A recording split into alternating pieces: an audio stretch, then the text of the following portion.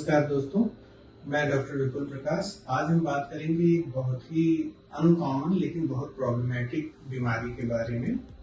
एक allergic disorder है जिसको एनाफाइलैक्सिस कहते हैं, जो कि इमीडिएटली अगर उसको ठीक से ट्रीट नहीं किया गया तो लाइफ थ्रेटनिंग भी हो सकती है।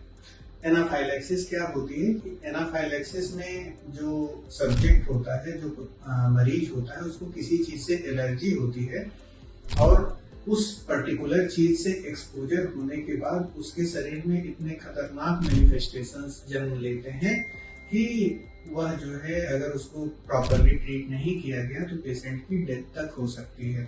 अब वो मैनिफेस्टेशंस होते क्या हैं? तो सबसे पहले तो रेस्पिरेटरी सिस्टम से रिलेटेड मैनिफेस्टेशंस होते हैं, जिसमें सांस की दिक्कत होने लगना, सांस में सीटी जैसी आवाज आने लगना और सांस में चोकिंग जैसा सेंसेशन महसूस होने लगना।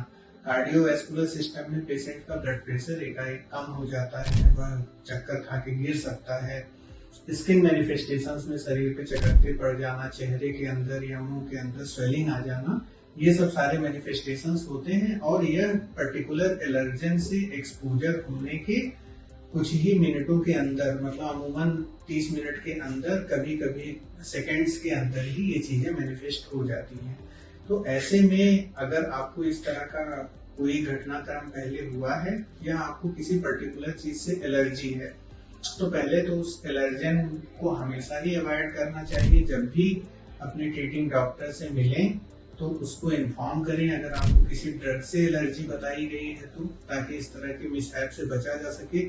सब कुछ करने के बाद कभी कभी ऐसा हो जाता है कि इस तरह के घटनाक्रम हो जाते हैं। उस केस में एक बार ट्रीटमेंट के बाद पेशेंट्स को ये रिकमेंड किया जाता है कि apart from avoidance of that particular allergen, उनको एपिनेफ्रिन या एड्रेनालिन की सिरिंजेस अपने पास रखनी चाहिए कि अगर गलती से इस तरह का एक्सपोजर हो जाता है, इस तरह की प्रॉब्लम्स होती हैं, तो आप खुद को इंजेक्ट कर सकें।